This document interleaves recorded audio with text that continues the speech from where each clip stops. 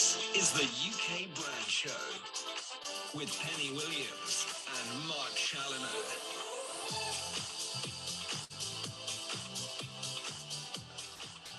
Well, good morning, good afternoon, good evening, wherever you are in the world. Hello, Penny. Hello, Mark. It's a bit dark now, isn't it? Are you looking forward to Christmas? It's getting very dark very quickly, isn't it? Yeah, but I am actually, I am. Because I think it's just a bit of a relief, isn't it, from everything else we've been all going through. But I just hope this new variant, doesn't start kicking in big style and we'll have to lock down again. Well, there's lots of rumours at the weekend, wasn't there, that they're going to let us have Christmas and then look at more restrictions in January. Yes. But also the new variant at the moment doesn't seem to be as nasty. Particularly. No, it doesn't. I keep hoping for that as well. Yeah. It's all we can do, we just got to get back to life. And I know. I think people are keen to get back to doing things. Certainly I was in London at the weekend and, Christmas lights were on, people were buzzing around, it felt, dare I say, almost normal. Other than masks, a lot of people were wearing masks. Yeah. Well, one bit of good news, which relates to what we're going to talk about today, really. I'm going to talk about native advertising because there's been a lot of talk about it and people are not altogether sure what it is and where it fits into everything with sort of digital marketing, whatever. So a little bit about that. And on the back of some good news, as I say, so in this sort of, doom and gloom period still, you could argue, there is some good news within the advertising industry generally. So I read something very recently in the last week or so, I was talking about it. We've seen the strongest rise in advertising spend in over a decade. The global ad spend is going to reach, I know you can talk telephone figures and it doesn't mean much to people, but you can sense the fact it's just a massive figure, $665 billion this year. And that's a recovery in Q1 of this year of 12.5% globally. And in Q2, 24%. So that's huge. So if that continues to in the same vein, that's a huge rate of recovery. That's really good, really encouraging. And I wonder if it's connected at all with I've seen some articles on, there's a lot of people that have saved money. I mean, millions to billions of money has been saved during the pandemic. People have been spending their money and have been saving it. So there is that. Plus, I think there's a lot more terms of channels available to people now as well, whether it's sort of out of home or cinema or radio, podcasting, etc., paid search and e-commerce. That seems to be a big thing as well. Brands spending on e-commerce platforms, that's leapt up nearly 30% from last year as shoppers have migrated online in response to social distancing guidance. Well, we'll have a guest in the new year talking about that, actually, who's launching a new platform because of that rise in consumer changes to online, which has been happening for some time, but the pandemic just accelerated, didn't it? It's right. So part of all of that mix, and it's going to become increasingly more important. We talked on the show before about the third-party cookies and the deprecation of them. Google next year going to sort of stop anybody using sort of third-party data, and so the importance of getting first-party data is even more important, or working with partners who've got their own first-party data. So I'm going to share my screen. I'm going to talk about a very important part of all of that. Can you see my screen? I can indeed. Excellent. So we're going to talk about an introduction to native advertising, as I say, and it is a massive area which is growing, more and more within digital marketing. So just to set the scene first, this is all based on a lot of stuff which has come out from the IAB. So those who don't know the IAB, it's the Interactive Advertising Bureau, and it works with publishers mainly to sort of look at the growth of advertising on the internet. And there is a division of the IAB called the IAB Europe, which is, as you can imagine, the European-led association for all digital marketing and all advertising ecosystems across Europe, which we still sort of fit into. And it's there to sort of represent and promote the industry collaboration of frameworks and standards and industry programs and all that sort of stuff to make sure people are working together for the better of the industry, the advertising industry. So that's so we're going to talk about IAB and what they're saying about all of this with the sort of, the foremost people in this space. And just to set the scene again, because it touches on all of this, just to be totally clear for people that aren't, and then there'll be a lot of SMEs out there who aren't, and there's no shame in that at all. What is digital advertising first? It includes all the things you see there: promotional advertisements, the messages delivered through emails, social media websites, online advertising on search engines, banner ads on mobile, websites, affiliate program, all this stuff all contributes to digital advertising. And that's where all the money is moving to now. It's been a slow progress. Speaking on behalf of the newspaper industry, if you like, they've been slow to digitize them, and you well know this well as well. They've been slow to monetize that. They gave everything away for free at first. Now saying they want to charge people for the subscription stuff has been a challenge, but they're winning because they're investing money in the space now, and they're starting to give people something they value and prepared to pay for. But it's all moving digitally. That's the thing. Print's still important, and still a cornerstone to what a lot of people offer, but it's all starting to move online. The trick is how you monetize it, and one of the ways you monetize it is through digital advertising. And one area, a big area, which is growing massively, is native. So in case you don't know what native is, anyone, then it's an advertising format that matches the look, the feel, and the environment in which it appears. So it looks like a seamless bit of almost editorial. So compared to other forms of advertising, which sort of, they're in your face, they stand out and you force your attention, native's completely opposite. So it fits seamlessly into the environment. So it's almost part of the whole thing that you're reading anyway. It looks like it fits in there rather than just something being sticking out and being stuck onto somewhere. Why we need it? Well, consumers have found themselves bombarded with intrusive advertising, and you must find this. I find it every day that you'll go on to, in my case, I won't name names, but certain media websites are awful in as much as you go on and there's pop-up boxes here, there, and everywhere. Like you're trying to get, and you're trying to get rid of them, or you've got to watch a 30-second ad, before you're able to watch the bit of content you tried to click to. And that, in my opinion, is just laziness, mainly from the likes of agencies who are just taking a 30-second TV commercial and not repurposing for mobile, which the sweet spot's about 7 seconds attention span on mobile side. And instead you've got a 30-second ad, which nobody wants to see. And then you click on the next article you want to see, and you're going to watch the same ad again. So it's a bad experience. So native's all about changing the dynamics and all of that. So what that led to, that environment I just described, has led to people putting ad blockers on there. And you become blind to banner ads across the top of the screen. You get ad fatigue. So there needed to be a change. So as a result, this alternative format emerged, and native ads quickly became a sort of top choice for advertisers looking to connect and engage with audiences. So today you can find native ads on publisher sites, on all sorts of different types of sites, and social media platforms, search engines, online spaces, but they look like they belong.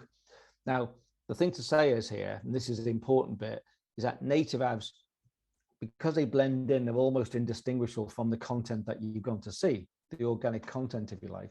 But readers can identify them, and that's important. They're not being led down a garden path of like, oh, I thought that was editorial. You've misled me into buying something here because, I thought it was editorial you were recommended. No, it wasn't. What's important, legally, you have to ensure transparency for the end user. So those ads need to be marked as an ad, or saying sponsored content or something across the top of it. So it's got to be clearly marked that it is an advertisement, or it's sponsored or branded content, or whatever you want to call that. So is it sort of an evolution of sponsorship? It sort of is, yeah. Yeah.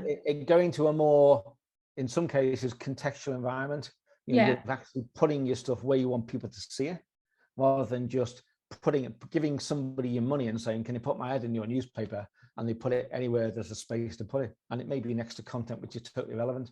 And it's encouraging more creativity, isn't it? Because you're it does, absolutely it does, yeah. Part of the environment. So, yeah.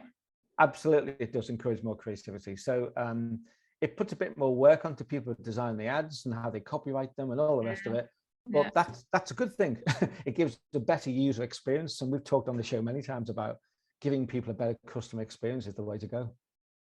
So do they work?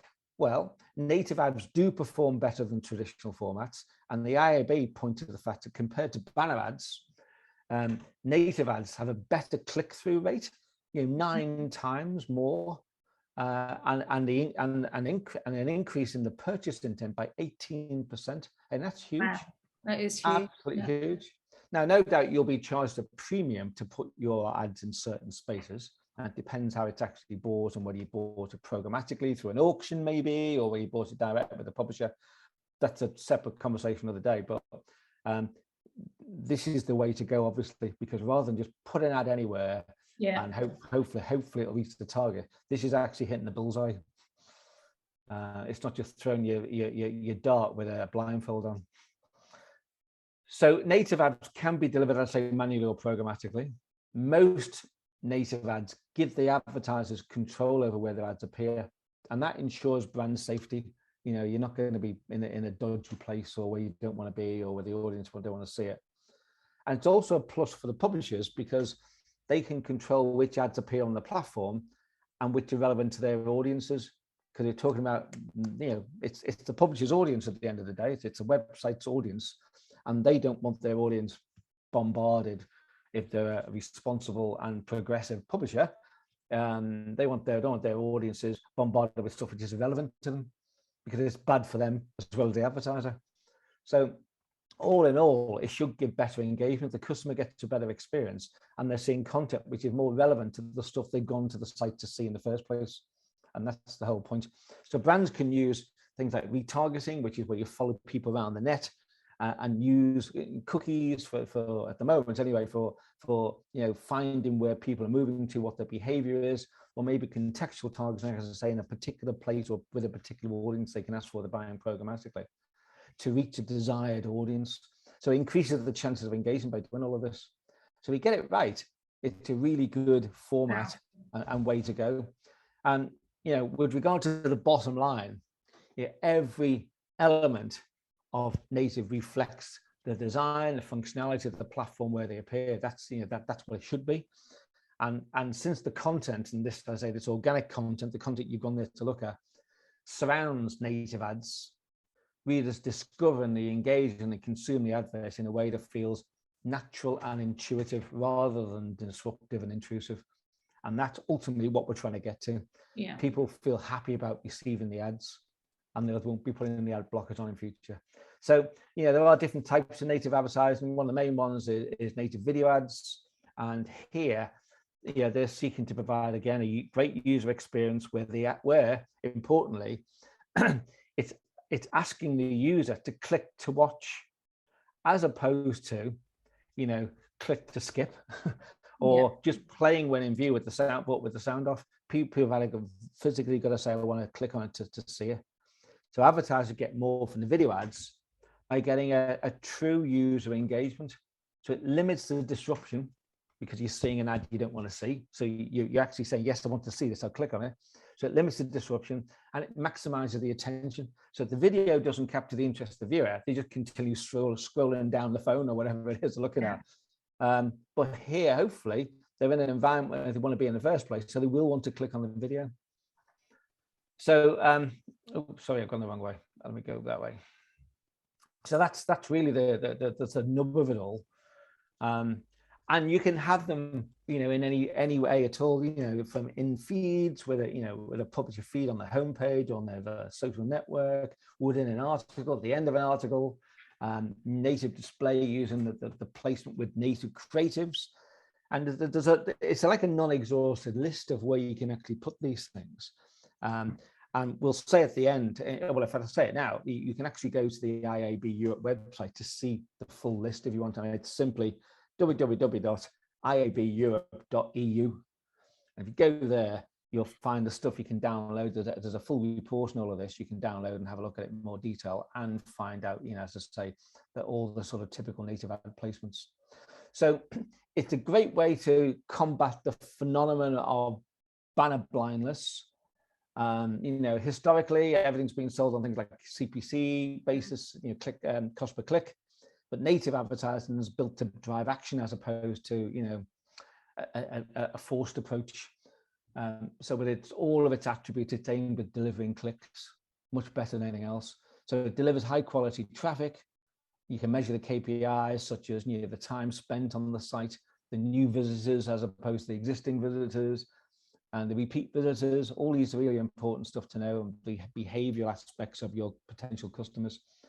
If you're doing this, I would say a hot tip is always try and drive customers to take action by putting a clear call to action in there. So most native advertising platforms provide the option to include a call to action button, such as, learn more, click here, or buy now, or get a quote. They're the ones which are you should maximize the engagement on. It's easy to forget that. A good case study is I don't know, do you know these people, Naked Wines? Yes. And they've done some really good stuff, adding calls to action to their creatives, and they've tested video sponsored contents, and they found to be really, really successful. So they'll do a personalized interactive questionnaire. I've done one and I found it really good. You might think it sounds intrusive, and it's not. So it'll say something like, how much do you think how much would you pay for a bottle? I know. So how much would you think on a £10 bottle of wine? How much do you think actually you're paying for the wine? So you'll put a multiple choice answer, say £4, and it'll tell you, well, actually, you're wrong because of the bottle. It's actually only £2 wine. You're paying for this, and you're paying for that, you're paying for that. And it'll ask you a series of questions which engages you. And at the end, it'll give you a discount to click here and go and buy the stuff. And you need to see it to see exactly what I mean, but it's very, very clever. Questions like how the wine's priced, where the proceeds go, and full of graphics and stuff which is engaging rather than just boring, and you feel like you're being intruded on. So as a result, what they found, they got 8,000 new signups within 8 months by doing this.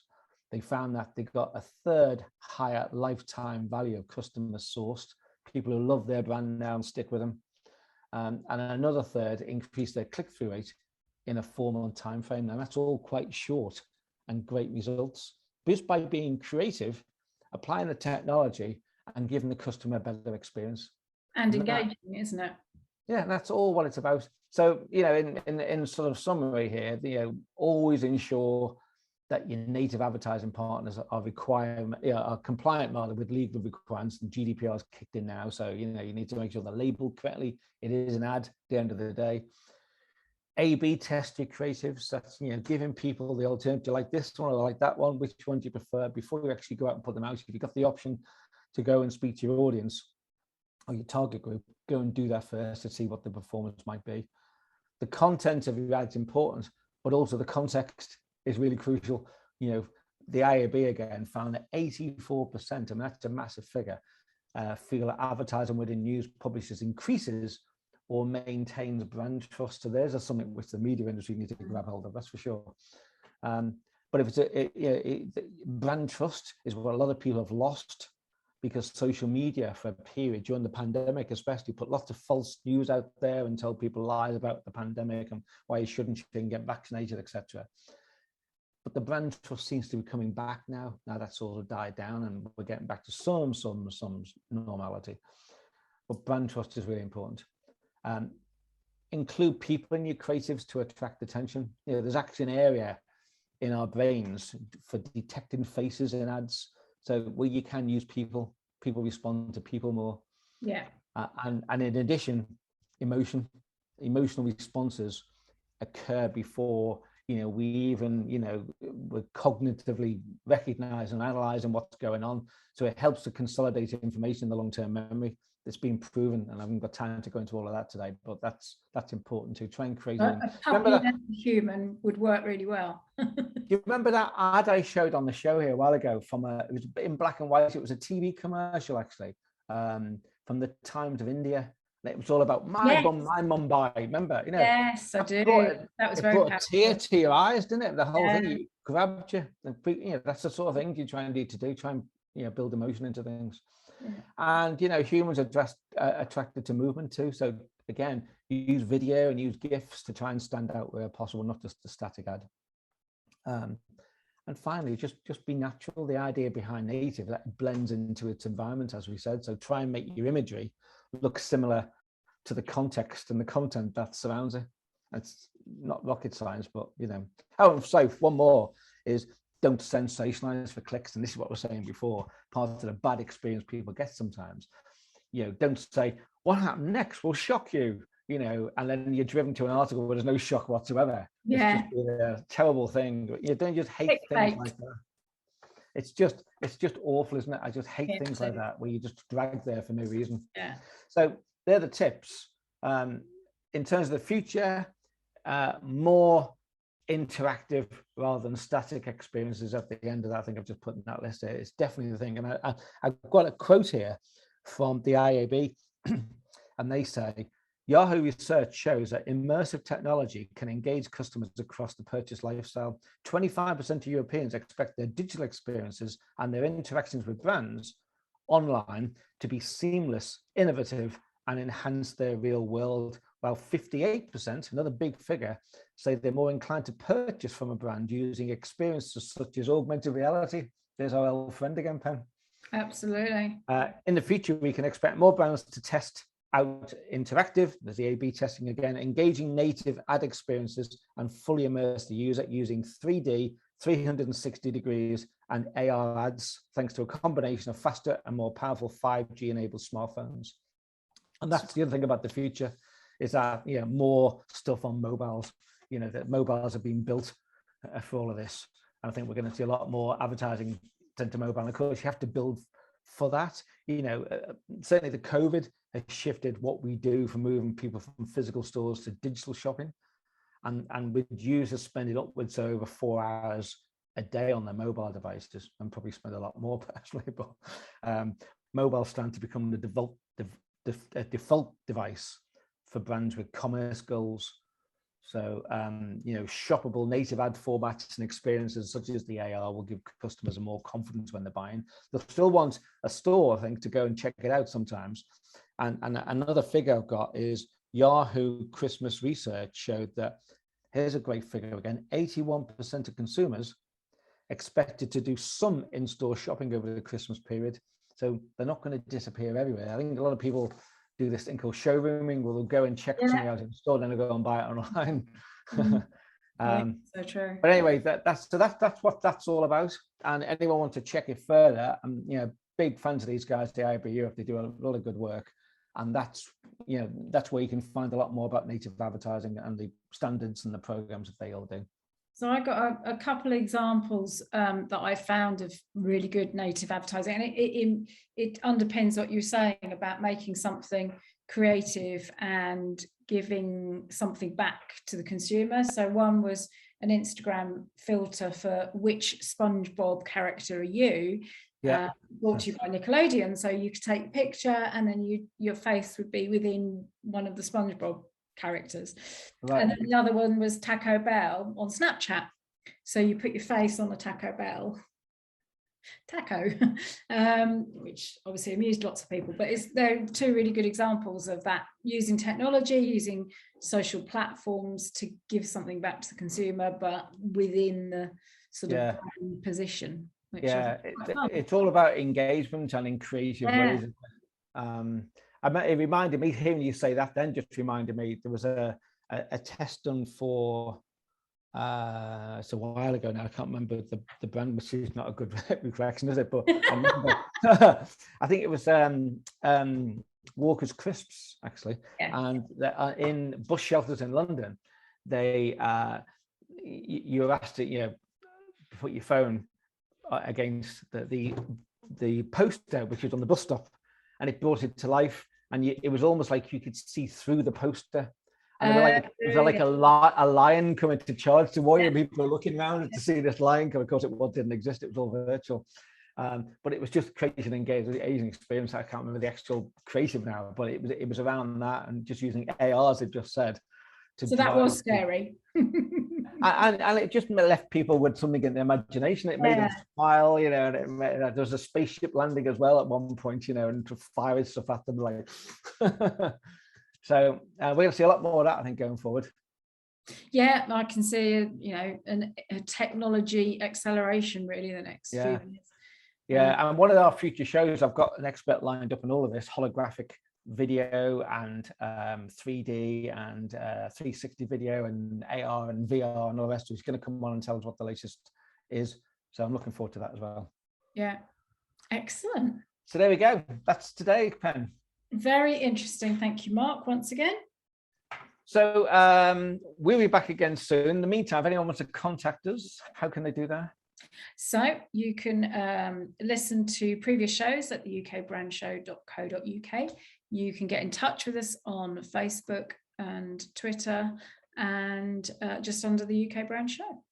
Yeah, and if you want to email us, you can send it to mark@theukbrandshow.co.uk, and we'll be happy to take your email and respond accordingly. We will. I'm quite excited about 2022. I think we've got some good people that are going to be on the show in I think so too. Next year. I do too. Great. Thanks, Pen. I will see you again soon. See you soon. Thanks for watching, everyone, and listening if you're on Mixcloud, and we'll see you soon. Bye for now. Bye.